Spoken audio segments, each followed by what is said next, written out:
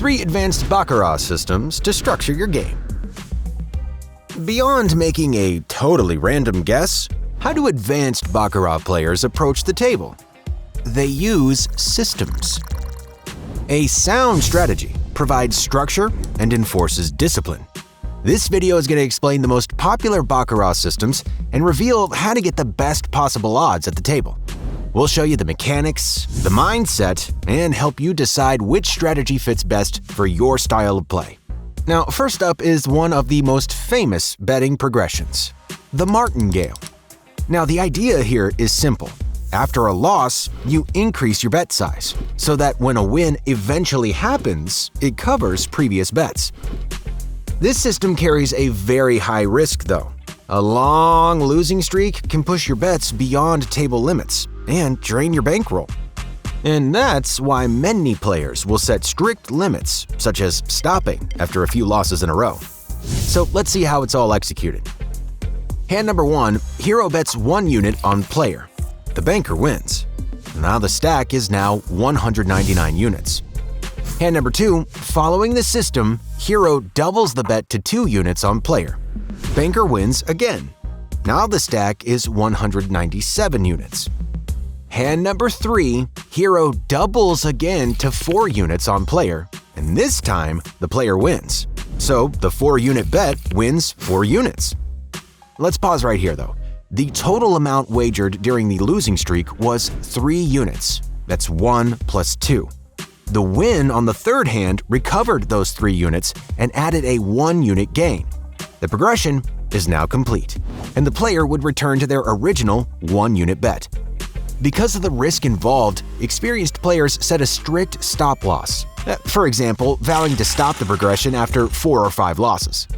Now, the Martingale is a system some players use to add structure to short-term play, but it's not a reliable way to profit, like some players might suggest. Next up is a system focused on observation, trend following. Now, players who use this strategy believe that betting with the flow of the shoe provides a structured way to make decisions. So instead of guessing, they follow the patterns on the scoreboard. There are 2 main trends that they're looking for. The first is a streak, often called a dragon. Yeah. And this is when the same outcome, like banker, wins multiple times in a row. The strategy here is pretty simple. Follow that dragon. If banker is winning repeatedly, you continue to bet on banker. Now, the idea here is to ride the wave until it breaks. And the moment a player outcome appears, the trend's over, and you can wait for a new one to form.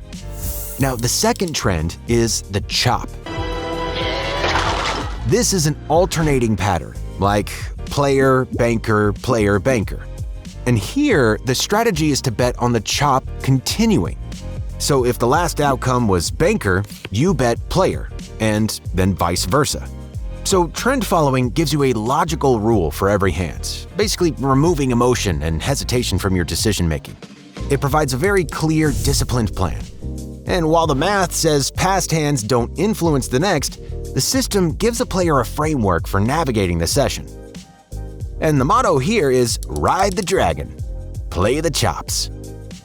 Okay, so if progression betting is for aggressive recovery and trend following is for structured decision making, what's the system for maximum safety? Well, this is what is called the baseline strategy, built on one core mathematical fact.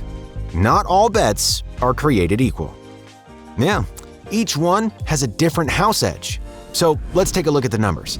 A bet on player has a house edge of approximately 1.24%. A bet on the tie has a very high house edge of around 14.36%. And a bet on the banker, even after paying a 5% commission on wins, has the lowest house edge in the game, approximately 1.06%. Now, the baseline strategy uses this knowledge as its only rule. The player exclusively bets on the banker with a consistent, flat bet size. And this strategy is designed for players who want to focus on steady play and responsible bankroll management. So instead of chasing risky patterns or aggressive bets, it emphasizes a consistent approach that's going to help you extend your playtime. And by sticking to the options with stronger odds, you're giving yourself a more balanced and sustainable experience at the table. Now, it won't produce rapid, high-stakes swings, but it is the most mathematically sound foundation for long-term, disciplined Baccarat play. Now, the baseline strategy is for disciplined players. Play the best odds every time. So whether you choose an aggressive progression, a trend-following system, or the conservative baseline strategy, the key here is discipline. Each system is a tool, so you gotta understand how it all works, and you gotta know all the risks too, and then you're able to choose the one that best suits you. If this breakdown helped you understand these Baccarat strategies more clearly, make sure to subscribe. And be sure to let us know in the comments down below which game you want us to break down next. We're always looking for new ways to give you the edge.